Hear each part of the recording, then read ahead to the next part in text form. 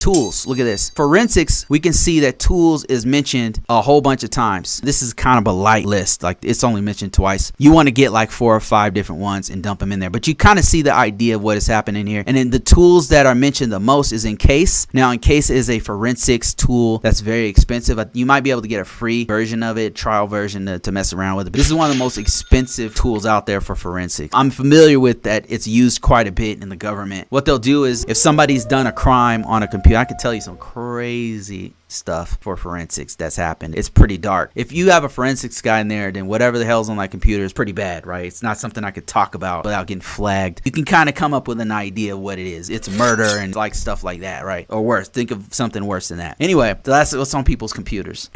It's just bad, man. Anyway, so one of the things it does is it'll take a hard drive that somebody has tried to delete stuff, and encase can see all the stuff they deleted. The stuff's still on the computer after you delete it, by the way. Even if you put it in the trash and then emptied the trash, it's still on the computer. And encase looks at the 1s and 0s that were originally written on the disk, lifts those up, and then it can reconstruct those into files. Like if they had an image or a video or whatever, it can reconstruct those and give that to whoever's doing the investigation that they'll use for a court case or whatever. FTC, I believe, does the same thing. It's like an open source version of encase, if I'm not mistaken. And then there's some other tools here. But yeah, this just gives you an idea of how you can pinpoint different keywords that are in any kind of genre and any kind of anything that you're trying to do.